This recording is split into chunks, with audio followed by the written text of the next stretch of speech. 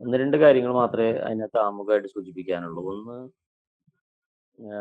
ഈ വികസനം എന്നുള്ള വാക്ക് തന്നെ സാധാരണ നിലയിൽ അതൊരു GDPയെ ഇക്വേറ്റ് ചെയ്തുകൊണ്ട്, അതായത് gross domestic product, per capita income, അതുപോലെ തന്നെ ഒരു രാജ്യത്തിലേക്കുള്ള ഫോറിൻ ഡയറക്റ്റ് ഇൻവെസ്റ്റ്മെന്റ് തുടങ്ങിയിട്ടുള്ള നമ്മൾ സ്ഥിരം ഉപയോഗിക്കുന്ന ചില സൂചകങ്ങൾ ഉപയോഗിച്ചുകൊണ്ട് മാത്രം വികസനത്തെ അളക്കുന്ന സാമ്പത്തിക വളർച്ചാ നിരക്ക്, ഇങ്ങനെയുള്ള 4 സൂചകങ്ങളെ മാത്രം അടിസ്ഥാനമാക്കി വികസനത്തെ അളക്കുന്ന ഒരു പൊതു രീതിയാണ് നമ്മുടെ ലോകത്ത് എല്ലായിടത്തും ഉണ്ടായിരുന്നത്. ആ രീതിക്ക് മാറ്റം വരാൻ തുടങ്ങുന്നത് 1960കളുടെ അവസാനത്തിലാണ്.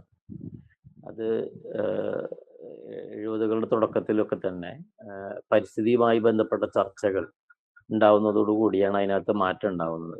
നമുക്ക് എല്ലാവരും കേട്ടിട്ടുള്ള നിശബ്ദ വസന്തം എന്ന് പറയുന്ന പുസ്തകം, റേച്ചൽ കാർൾസന്റെ നിശബ്ദ വസന്തം എന്ന് പറയുന്ന പുസ്തകം വ്യാപകമായി ചർച്ച ചെയ്യപ്പെടുന്നതോടു കൂടിയാണ് പരിസ്ഥിതി ഒരു ചർച്ചാ വിഷയമായിട്ട് മാറുന്നത്. പിന്നീട് പരിസ്ഥിതിയുമായി ബന്ധപ്പെട്ട് കുറേ നമ്മുടെ അതിനു വേണ്ടിയുള്ള പ്രത്യേക ഉച്ചകോടി മുതൽ ഇപ്പോൾ ഉള്ള കാലാവസ്ഥാ വ്യതിയാന ഉച്ചകോടി വരെയുള്ള കാര്യങ്ങൾ ഉണ്ട്. അപ്പൊ അങ്ങനെ പരിസ്ഥിതി വികസനത്തിൽ ഒരു വിഷയമായി വരുന്നത് അങ്ങനെയാണ്.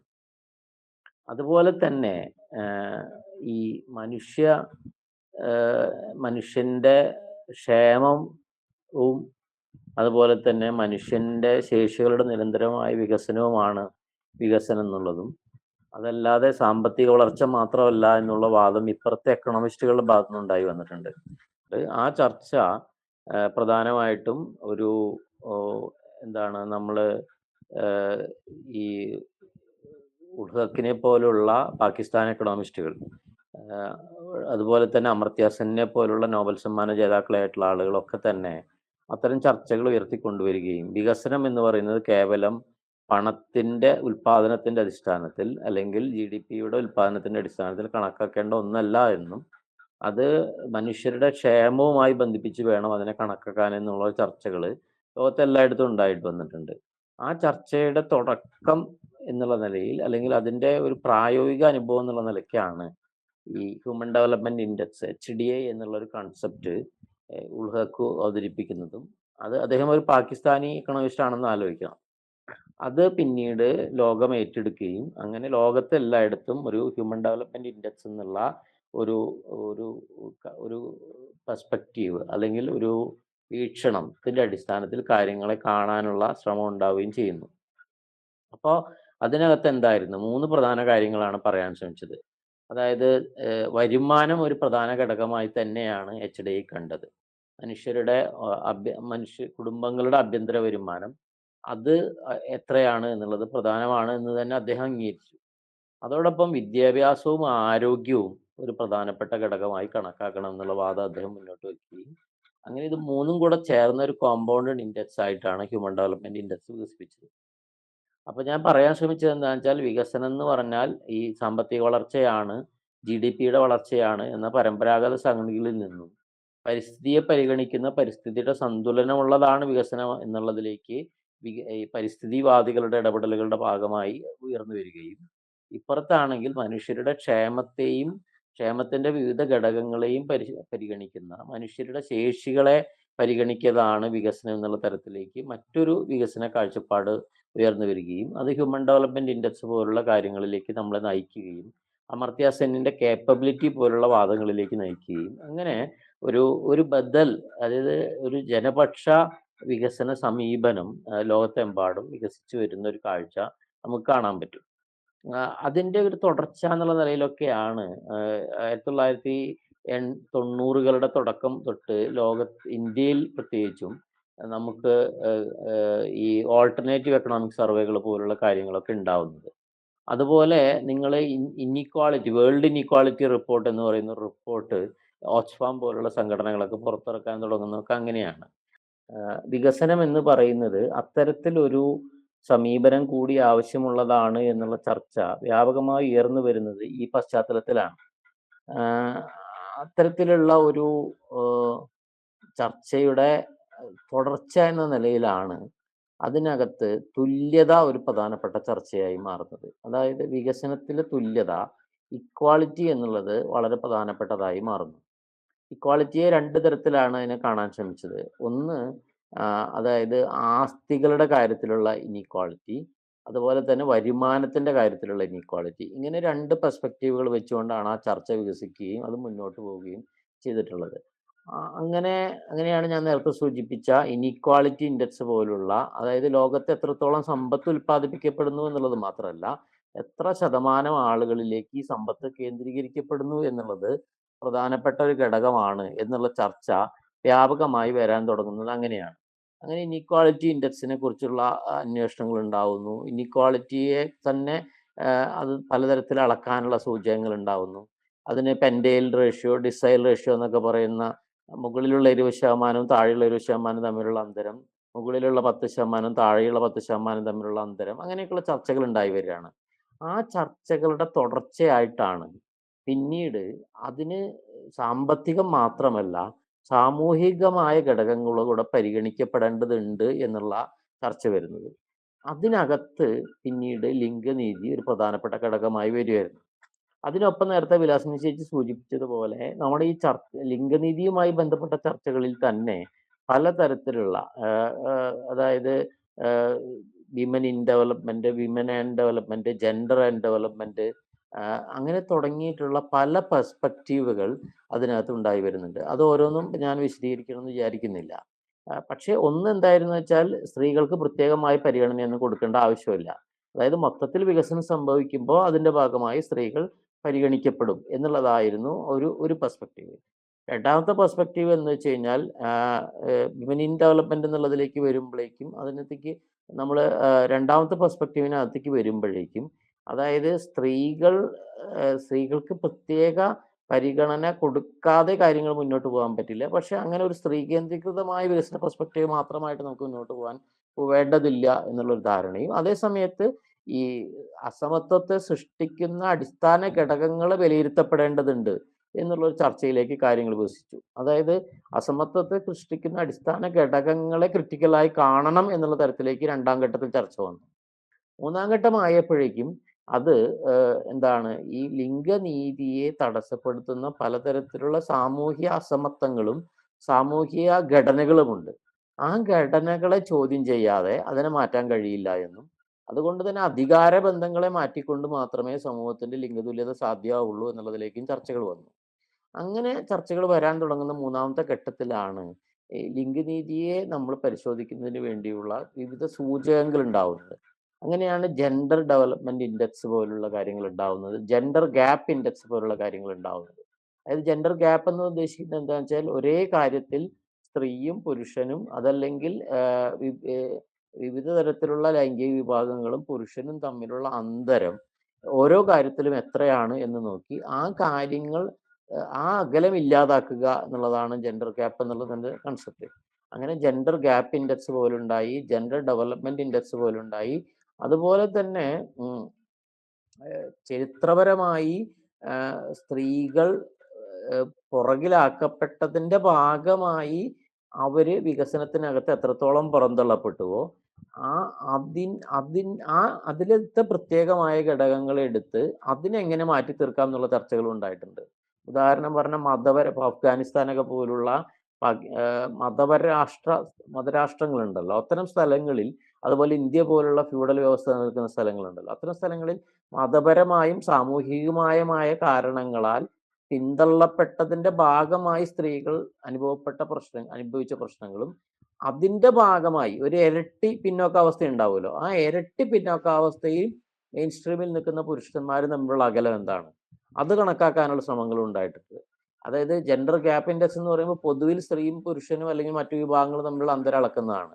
അതേ സമയത്ത് കുറച്ചുകൂടെ ആഴത്തിലേക്ക് കടന്ന് ചരിത്രപരമായ കാരണങ്ങളാൽ പുറകിലാക്കപ്പെട്ട അവസ്ഥയും അതേ കാര്യത്തിൽ മുഖ്യധാരയിൽ നിൽക്കുന്ന ആളുകളും തമ്മിലുള്ള അന്തരത്തെ പരിശോധിക്കുന്ന ഘടകങ്ങൾ ഉണ്ടായിട്ടുണ്ട്. അത്തരത്തിലുള്ള വളരെ ആഴത്തിലുള്ള പരിശോധനകൾ ലൈംഗിക അസമത്വവുമായി ബന്ധപ്പെട്ടുകൊണ്ട്, ലിംഗ അസമത്വവുമായി ബന്ധപ്പെട്ടുകൊണ്ട് ചർച്ചകളിൽ ഉണ്ടായിട്ടുണ്ട്. ആ ചർച്ചകളുടെ തുടർച്ചയായിട്ടാണ് പിന്നീട് വികസനത്തിനകത്ത് ജെൻഡർ ബഡ്ജറ്റിംഗ് പോലുള്ള, ജെൻഡർ പ്ലാനിംഗ് പോലുള്ള, ജെൻഡർ ഓഡിറ്റിംഗ് പോലുള്ള കൺസെപ്റ്റുകൾ ഡെവലപ്പ് ചെയ്ത് വരുന്നത്. അതായത് ഈ അസമത്വങ്ങളെ മാറ്റാനുള്ള ടൂളുകൾ എന്ന നിലയിലാണ് അതിനെ കാണാൻ തുടങ്ങുന്നത്. ഞാനിത് ഇത്രയും ചുരുക്കി പറഞ്ഞത് ഇങ്ങനെ പറയേണ്ട കാര്യമില്ലാന്ന് എനിക്കറിയാം. പക്ഷേ ഓൺലൈൻ ചർച്ചയ്ക്കകത്ത് നമുക്ക് പരിമിതി ഉണ്ടെന്നുള്ളതുകൊണ്ട് നമ്മുടെ ഫോക്കസ് കൂടുതൽ രണ്ടാം ഭാഗത്തിനാണ് വേണ്ടത് എന്നുള്ളത് കൊണ്ടാണ് ഈ ചരിത്ര പശ്ചാത്തലം വളരെ ചുരുക്കി പറയാൻ ഞാൻ ശ്രമിച്ചത്. അപ്പോ ആ ഒരു ചരിത്ര പശ്ചാത്തലത്തിൽ നിന്നുകൊണ്ടാണ് നമ്മൾ ഈ ചർച്ച മുന്നോട്ട് കൊണ്ടുപോകുന്നത് എന്ന് ധാരണ വേണം. അതായത് 1980കളുടെ അവസാനത്തിൽ ലോകത്ത് എല്ലായിടത്തും ഉണ്ടായി വന്ന ലിംഗനീതിയുമായി ബന്ധപ്പെട്ട ചർച്ചകളുടെ തുടർച്ചയാണ് നമ്മൾ ഇന്ന് മുന്നോട്ട് വയ്ക്കുന്ന പ്രാദേശിക വികസനവുമായി ബന്ധപ്പെട്ട ചർച്ച എന്ന് മനസ്സിലാക്കേണ്ടതുണ്ട്. അതിന് അങ്ങനെ ഒരു കണക്ഷൻ ഉണ്ടെന്ന് ബോധ്യപ്പെടാൻ വേണ്ടി മാത്രമാണ് ഞാൻ ഇത്രയും കാര്യങ്ങൾ വളരെ ചുരുക്കി പറയാൻ ശ്രമിച്ചത്. ഇനി അങ്ങനെ വരുമ്പോ നമ്മള് നമ്മളെന്താ ചെയ്യാൻ ശ്രമിക്കുന്നത്? നമ്മൾ ചെയ്യാൻ ശ്രമിക്കുന്നത് ആഹ് ഈ ഈ പറഞ്ഞ ശരിക്കും മാക്രോ ലെവലില് സ്ഥൂല തലത്തിൽ ദേശീയ, സംസ്ഥാന തലങ്ങളിൽ ആസൂത്രണത്തിനകത്ത് ഈ ഘടകം കൊണ്ടുവരിക എന്നുള്ളത് വളരെ പ്രധാനപ്പെട്ടതാണ്. എന്നാൽ നമുക്കറിയാം അത്തരത്തിലുള്ള ശ്രമമൊന്നും ഇന്ത്യയിൽ എവിടെയും നടന്നിട്ടില്ല. നമ്മുടെ ബഡ്ജറ്റ് ഡോക്ടർ ഐസക് ഉള്ള സമയത്താണെന്നാണ് എൻ്റെ ഓർമ്മ ജെൻഡർ ബഡ്ജറ്റ് എന്നുള്ള ഒരു പേര് വരികയും അതിനകത്ത് ചില ശ്രമങ്ങൾ നടത്തുകയും ചെയ്തിട്ടുണ്ടെന്നല്ലാതെ നമ്മുടെ സ്റ്റേറ്റ് ബഡ്ജറ്റ് ഒരു കാലത്തും ജെൻഡർ ബഡ്ജറ്റ് ആയിട്ടില്ല എന്നുള്ളതാണ് യാഥാർത്ഥ്യം. കാരണം എന്താ അത് ബഡ്ജറ്റിനകത്ത് ചില പ്രഖ്യാപനങ്ങൾ നടത്തുന്നത് കൊണ്ട് അത് ജെൻഡർ ബഡ്ജറ്റ് ആവില്ല. മറിച്ച് എല്ലാ വകുപ്പുകളുടെയും പദ്ധതികൾക്കകത്തും നടപ്പാക്കുന്ന എല്ലാ പരിപാടികൾക്കകത്തും രണ്ടിലും ഒരേ സമയം ജെൻഡർ പരിഗണനകൾ വരുമ്പോഴാണ് അതൊരു ജെൻഡർ ബഡ്ജറ്റും ജെൻഡർ പ്ലാനിങ്ങുമായിട്ട് മാറുന്നത്. ആ അർത്ഥത്തിൽ പരിഗണിക്കുമ്പോൾ കേരളത്തിൽ ഒരു ജെൻഡർ ബഡ്ജറ്റും ഉണ്ടായിട്ടുണ്ട് എന്ന് നമുക്ക് പറയാൻ പറ്റില്ല. പക്ഷേ ചില ശ്രമങ്ങൾ കേരളത്തിന്റെ ബഡ്ജറ്റിനകത്ത് നടന്നിട്ടുണ്ട് എന്ന് നമുക്ക് കാണാം എന്നുള്ളതല്ലാതെ അതിനപ്പുറത്ത് കാണാൻ കഴിയില്ല. പക്ഷേ അങ്ങനെ പരിശോധിക്കുമ്പോൾ അതിനേക്കാൾ എത്രയോ മുന്നേ ഒരു ലിംഗപദവി തുല്യതയുടെ സമീപനം സ്വീകരിക്കാൻ പ്രായോഗികമായി ശ്രമിച്ച ഒരു സംസ്ഥാനം എന്നുള്ള നിലയിൽ നമുക്കൊരു അനുഭവമുണ്ട്. അതെവിടെയാണ്? പ്രാദേശിക വികസനത്തിനകത്താണ്.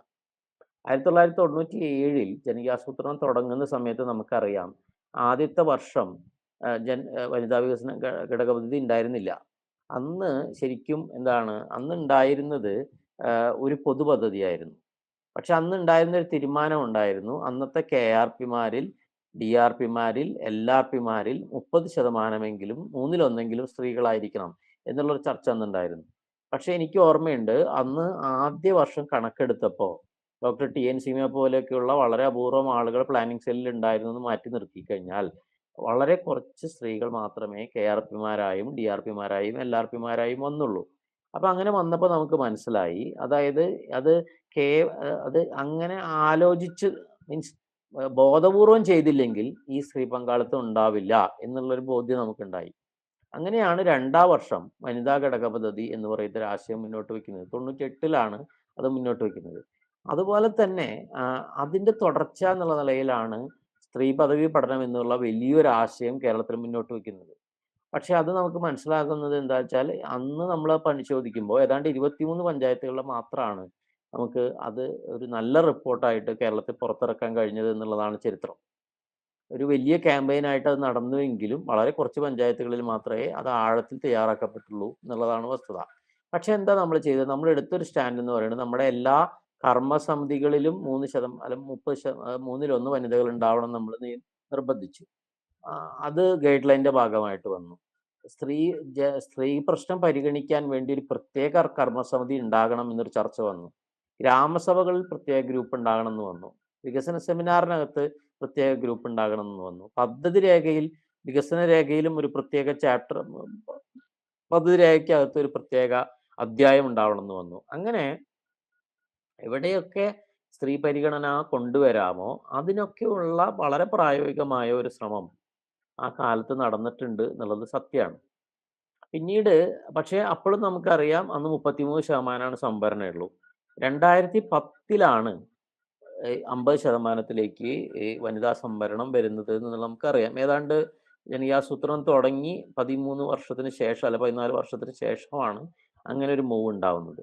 പക്ഷേ 1998 കുടുംബശ്രീ മലപ്പുറത്ത് ആരംഭിച്ച് 2001 ഒക്കെ ആകുമ്പോഴേക്കും കേരളത്തിൽ വ്യാപിക്കുന്നുണ്ട്. അതിനുശേഷം കുടുംബശ്രീയുടെ ഒരു മൂവ്മെന്റ് വലിയ തോതിൽ ഉണ്ടാവുന്നുണ്ട്. അപ്പൊ അങ്ങനെ നമ്മൾ പരിശോധിച്ചു കഴിഞ്ഞാൽ കേരളത്തിന്റെ സ്ഥൂലതല ആസൂത്രണത്തിൽ ഉണ്ടായിരുന്നതിനേക്കാൾ ഏറെ പരിഗണന പ്രാദേശിക ആസൂത്രണത്തിൽ സ്ത്രീകൾക്ക് ലഭിച്ചിട്ടുണ്ട് എന്നുള്ളതാണ്, അല്ലെങ്കിൽ നിയമപരമായി കൊണ്ടുവരാനുള്ള ശ്രമം നടന്നിട്ടുണ്ട് എന്നുള്ളതാണ് ഒരു വശത്തെ വസ്തുത. പക്ഷേ നമ്മൾ ഇപ്പുറത്ത് പരിഗണിക്കുമ്പോൾ അത് കേരളത്തിന്റെ സ്ത്രീ പദവിയിലേക്ക് എത്രത്തോളം കോൺട്രിബ്യൂട്ട് ചെയ്യപ്പെട്ടിട്ടുണ്ട് എന്നുള്ള ഒരു പരിശോധന, കേരളത്തിൽ ഞാൻ നേരത്തെ പറഞ്ഞ ജെൻഡർ ഗ്യാപ്പിനെ അഡ്രസ്സ് ചെയ്യുന്നതിലേക്ക് എത്രത്തോളം കോൺട്രിബ്യൂട്ട് ചെയ്യപ്പെട്ടിട്ടുണ്ട് എന്നുള്ള ഒരു പരിശോധന വളരെ പ്രസക്തമാണ്. ആ പരിശോധനയുടെ അടിസ്ഥാനത്തിൽ മാത്രമേ നമുക്ക് എന്താ പറയുക ഒരു ലിംഗനീതി ആസൂത്രണത്തിൽ നമ്മൾ വിജയിച്ചോ ഇല്ലയോ എന്ന് നമുക്ക് പറയാൻ കഴിയുള്ളൂ. അല്ലെങ്കിൽ ആ വിടവ് നികത്താൻ നമുക്ക് കഴിയുള്ളൂ. അത് വളരെ പ്രധാനപ്പെട്ടതാണ്. അത്തരം ഒരു അന്വേഷണം വളരെ പ്രധാനപ്പെട്ടതാണ് എന്നുള്ളതാണ് എൻ്റെ സൂചന.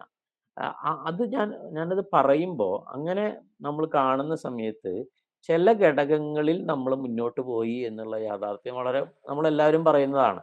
ഒന്ന്, കഴിഞ്ഞ 1995 മുതൽ ഇങ്ങോട്ട് എടുത്താൽ 2010 മുതൽ പ്രത്യേകമായിട്ട് എടുത്താൽ നമ്മൾ ഏതാണ്ട് 6 തലമുറയിലേക്ക് കടക്കുകയാണ് അല്ലേ? ആ ഒരു ഒരു ആറാം തലമുറ പിന്നിടുകയാണ്. അതത്ര ചെറിയ കാര്യമല്ല. ഒരു 2010 വരെ 33% ലീഡർഷിപ്പിലുള്ള സ്ത്രീകളും അതിനുശേഷം 50% ഉണ്ടായിട്ടുണ്ട്. അത് വളരെ പ്രധാനപ്പെട്ട ഒരു കാര്യമാണ്. ചെറിയ കാര്യമല്ല. കേരളത്തിലെ സാമൂഹ്യ ഭരണത്തിനകത്ത്, പ്രാദേശിക ഭരണത്തിനകത്ത് സ്ത്രീ പങ്കാളിത്തം അനിവാര്യമായി ഉണ്ടായി എന്നുള്ളത് ചെറിയ കാര്യമല്ല. പക്ഷേ അതുപോലെ CDSകളുടെ കണക്കെടുക്കുകയാണെങ്കിൽ ഒരു 7ഓ 8ഓ തലമുറ ഇപ്പൊ പിന്നിട്ടിട്ടുണ്ടാവും. ല്ലേ? ആ ഒരു ഒരു 3 വർഷം കൂടുമ്പോൾ എന്നുള്ളതൊക്കെ നമ്മൾ കണക്കിലെടുത്ത് കഴിഞ്ഞാൽ അത്രയും ഉണ്ടാവും. അത്രയും CDS ചെയർപേഴ്സൺമാരും ADS ചെയർപേഴ്സൺമാരും കേരളത്തിൽ ഉണ്ടായിട്ടുണ്ട്. അവർ പൊതുപ്രവർത്തകരായിട്ട് വന്നിട്ടുണ്ട് എന്നുള്ളത് ചെറിയ കാര്യമല്ല. പക്ഷെ അങ്ങനെ ഉണ്ടാകുമ്പോഴും കേരളത്തിന്റെ രാഷ്ട്രീയ അധികാരം കൈകാര്യം ചെയ്യുന്നതിനകത്ത്, പ്രാദേശിക രാഷ്ട്രീയ അധികാരം കൈകാര്യം ചെയ്യുന്നതിനകത്ത് പ്രാദേശികമായ സംഘടനകളുടെ അധികാരം കൈകാളുന്നതിനകത്ത്, അത് രാഷ്ട്രീയ സംഘടനകൾ മാത്രമല്ല, വായനശാലകൾ, ക്ലബ്ബുകൾ, മരണസമിതികൾ, പാടശേഖര സമിതികൾ, അല്ലേ? അങ്ങനെ കേരളം സൂക്ഷ്മതല സംഘടനകളുടെ ഒരു നാടാണല്ലോ. അങ്ങനെയുള്ള സാംസ്കാരിക, രാഷ്ട്രീയേതര സാമൂഹിക സംഘടനകളെ പരിശോധിച്ചാൽ അവയുടെയെല്ലാം നേതൃത്വത്തിലേക്ക് എത്ര സ്ത്രീകൾ വന്നു എന്നുള്ള ചോദ്യം വളരെ പ്രധാനപ്പെട്ടതാണ്. അതായത് ഇതേ കാലഘട്ടത്തിൽ ജനപ്രതിനിധികളായും പ്രസിഡന്റുമാരായും വന്ന പുരുഷന്മാർക്കുണ്ടായ രാഷ്ട്രീയ മൊബിലിറ്റിയെ പരിശോധിക്കുമ്പോൾ കേരളത്തിലെ സ്ത്രീകൾക്ക് എത്രത്തോളം രാഷ്ട്രീയ മൊബിലിറ്റി ഉണ്ടായി, അവരെവിടേക്കൊക്കെ എത്തി എന്നുള്ള ചോദ്യം വളരെ പ്രസക്തമാണ്. മാത്രമല്ല, അതിലെത്ര ശതമാനം ആളുകൾക്ക് അപ്പർ മൊബിലിറ്റി ഉണ്ടായിട്ടുണ്ട്? അതോ അതോ എന്താ പറയാ, ഈ ബാക്ക്വേർഡ് മൊബിലിറ്റിയിലേക്കാണോ കുറെ ആളുകൾ പോയത് എന്നുള്ള ചോദ്യവും വളരെ പ്രസക്തമാണ്. എത്ര സ്ത്രീകൾ പിന്നീട് പൊതുരംഗത്ത് അവശേഷിച്ചു, പൊതു നേതൃത്വത്തിൽ അവശേഷിച്ചു എന്നുള്ളതും അവരുടെ ജീവിതത്തിൽ അത് ക്രിയാത്മകമായ എന്ത് മാറ്റം ഉണ്ടാക്കിയത് എന്നുള്ള ചോദ്യവും വളരെ പ്രസക്തമാണ്. ആ ഒരു അന്വേഷണം ഈ കേരളത്തിൽ നടക്കേണ്ടതുണ്ട് എന്ന് ഞാൻ കരുതുന്നു. അതാണ് ഒന്നാമത്തെ ഒരു അന്വേഷണമായി, കാരണം ഒരു പൊളിറ്റിക്കൽ എൻക്വയറി എന്ന നിലയിൽ നടക്കേണ്ട ഒന്നാണ് എന്ന് ഞാൻ കരുതുന്നു. അത് വിലാസിനി ചേച്ചി അതുമായി ബന്ധപ്പെട്ട ചില ചോദ്യങ്ങളൊക്കെ ഉണ്ടാക്കാൻ ശ്രമിച്ചിട്ടുണ്ട്.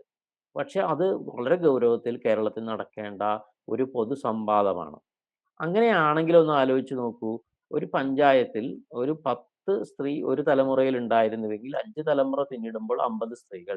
കുടുംബശ്രീയുടെ നേതൃത്വത്തിൽ ഇതുപോലൊരു 50 സ്ത്രീകളെ നമ്മൾ കണക്കാക്കിയാൽ ഏതാണ്ട് 100 സ്ത്രീകളെങ്കിലും ഒരു പഞ്ചായത്തിന്റെ രാഷ്ട്രീയ നേതൃത്വത്തിനകത്തേക്ക് കടന്നു വരേണ്ടിവരായിരുന്നില്ലേ? പക്ഷെ അവരെവിടെയാണ്? ഈ ചോദ്യം വളരെ പ്രസക്തമാണ്. അപ്പോ അവരെ ഒന്ന് സംഘടിപ്പിക്കാൻ കഴിഞ്ഞാൽ, കാരണം എന്താ? അവർക്കുണ്ടായിട്ടുള്ള സാമൂഹിക അനുഭവം ചെറുതാണോ? കാരണം ഒരാൾ തൂങ്ങി മരിച്ചാൽ അയാൾ അതുമായി ബന്ധപ്പെട്ട എല്ലാ കാര്യങ്ങളും ചെയ്യുന്നത് മുതൽ, ല്ലേ? നമ്മള് ഒരു എന്താ പറയാ, ഒരു ഹൈ എൻഡിൽ ചെയ്യേണ്ടി വരുന്ന കാര്യങ്ങൾ ഉൾപ്പെടെ ചെയ്യുന്ന ഒരാളായി ഒരു ജനപ്രതിനിധി മാറുന്നുണ്ടല്ലോ. അവർക്ക് കിട്ടുന്ന സാമൂഹ്യ അനുഭവം ചെറുതാണോ?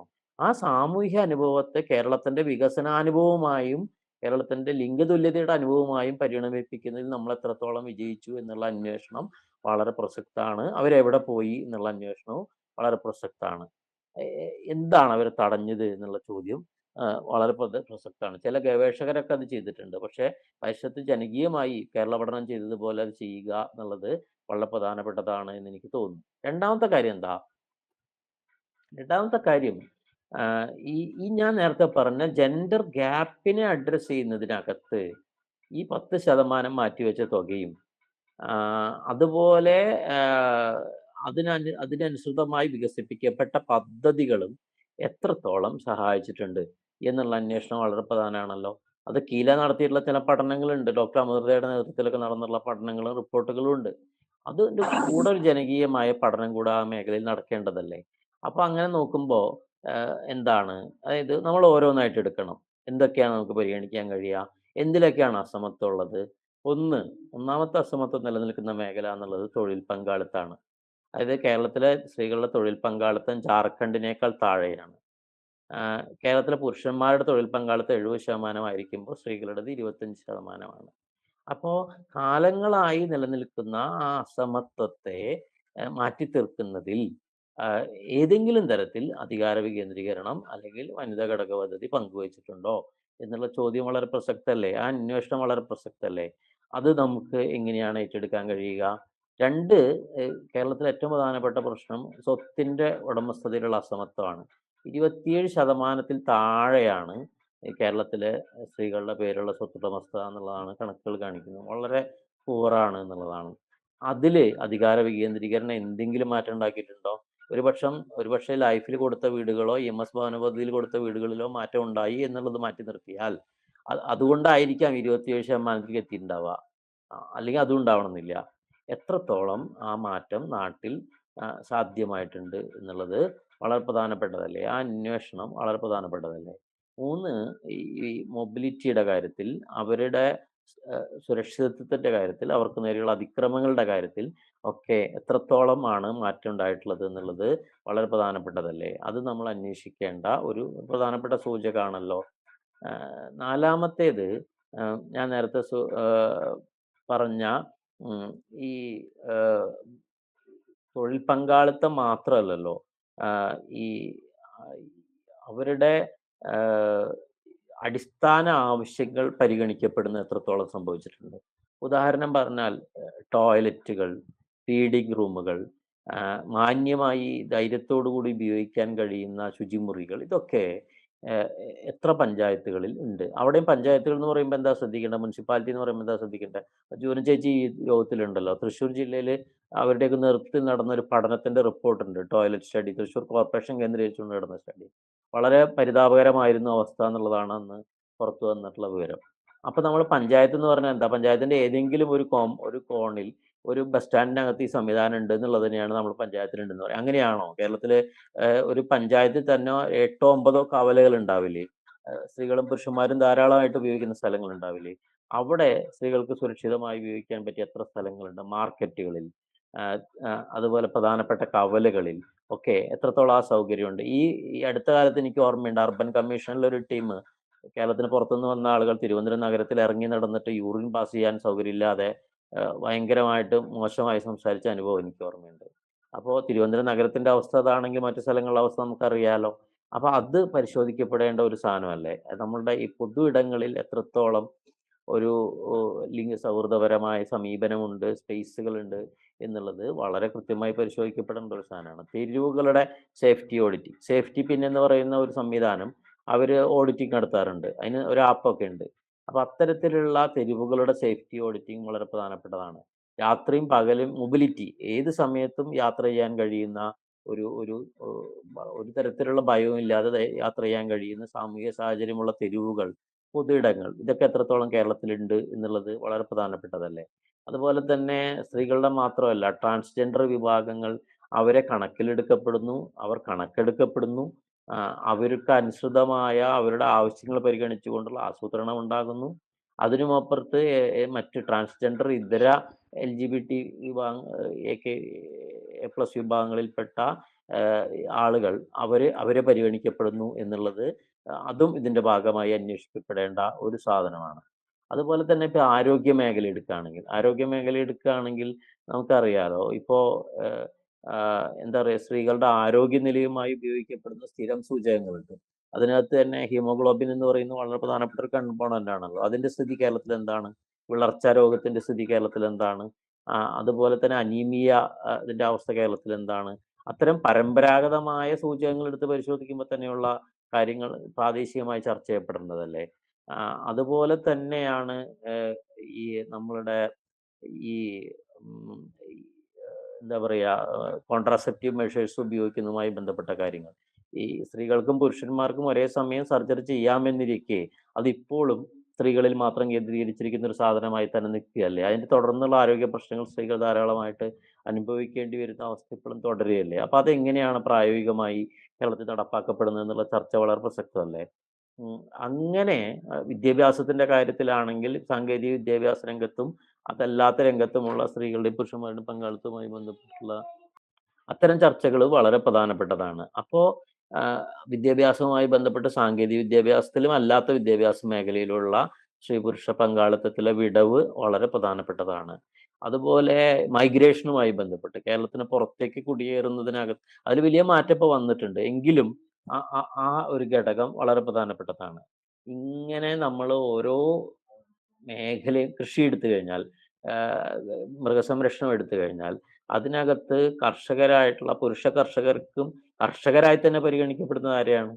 നമുക്കറിയാലോ ഒരു കൃഷിയുമായി ബന്ധപ്പെട്ട് വീട് പ്രത്യേകിച്ചും പശു വളർത്തലൊക്കെ എടുത്താൽ അതുമായി ബന്ധപ്പെട്ട ഏതാണ്ട് എല്ലാ പണികളും ചെയ്യുന്നത് സ്ത്രീകളായിരിക്കും. പക്ഷേ മൃഗാശുപത്രിയിൽ കണക്കെടുക്കുമ്പോൾ അത് പുരുഷന്റെ പേരിലാവും കിട്ടുന്നുണ്ടാവുക.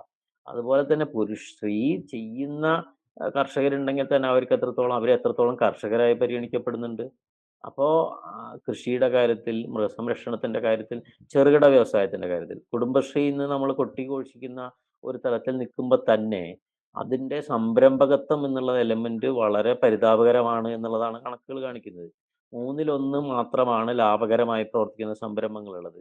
അത് തന്നെ ₹500 ഒരു ദിവസം അതിൽ പണിയെടുക്കുന്നവർക്ക് വരുമാനം കിട്ടുന്നതിന്റെ എണ്ണം എത്രയാണ്? അതുപോലെ തന്നെ അതിൽ സാങ്കേതികവിദ്യ ഉപയോഗിച്ച് അപ്ഗ്രേഡ് ചെയ്തിട്ടുള്ളത് എത്രയാണ്? ലാഭക്ഷമത ഉറപ്പാക്കിയിട്ടുള്ളത് എത്രയാണ്? മാർക്കറ്റിങ്ങിന് പ്രൊഫഷണൽ ആയിട്ടുള്ള സൗകര്യങ്ങൾ ഉപയോഗിക്കുന്നത് എത്രയാണ്? അതുപോലെ ആ യൂണിറ്റുകൾ വലുതാവുകയോ, യൂണിറ്റുകളുടെ എണ്ണം വ്യാപിപ്പിക്കപ്പെടുകയോ ചെയ്തിട്ടുള്ളത് എത്രയാണ്? അപ്പോ കുടുംബശ്രീയുടെ സംരംഭങ്ങളുടെ ഒരു പഠനം തന്നെ അതൊരു പ്രത്യേക മേഖലയായി എടുക്കപ്പെടേണ്ട ഒന്നാണ്.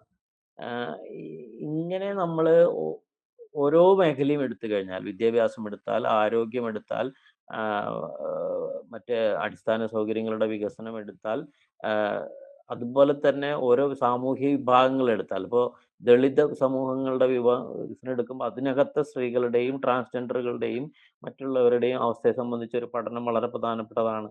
അത്തരത്തിൽ ഒരു ഒരു എന്താ പറയുക അന്തർവിഷയ മേഖലകൾ കൂടി എടുത്തുകൊണ്ടുള്ള അന്വേഷണം ഓരോ പ്രാദേശത്തിനകത്തും വളരെ പ്രസക്തമാണ് എന്നുള്ളതാണ്. അപ്പോൾ നമ്മൾ നോക്കൂ, നമ്മൾ നോക്കുമ്പോൾ ഒരു രാഷ്ട്രീയ ചലനാത്മകത, സാമൂഹിക ചലനാത്മകത, മുൻ ജനപ്രതിനിധികളുടെ അവസ്ഥ, മുൻ CDA നേതൃത്വത്തിലുള്ള ആളുകളുടെ അവസ്ഥ, അതുപോലെ തന്നെ നടപ്പാക്കിയ വികസന പ്രവർത്തനങ്ങളുടെ ഇമ്പാക്റ്റ്, അത് എത്രത്തോളം ജെൻഡർ ഗ്യാപ്പ് കുറയ്ക്കാൻ സഹായിച്ചു എന്നുള്ളത്, അതിനകത്ത് തൊഴിൽ എത്രത്തോളം സൃഷ്ടിക്കപ്പെട്ടു എന്നുള്ളത്, തൊഴിൽ രംഗത്തെ അന്തരം അഡ്രസ്സ് ചെയ്യാൻ എത്രത്തോളം സഹായിച്ചു എന്നുള്ളത്, അതുപോലെ വിവാഹപ്രായം അത് വളരെ പ്രധാനപ്പെട്ടതല്ലേ? അത് ഉയർത്തുന്നതിനകത്ത് എന്തെങ്കിലും തരത്തിലുള്ള ഇടപെടലുകൾ നടന്നിട്ടുണ്ടോ?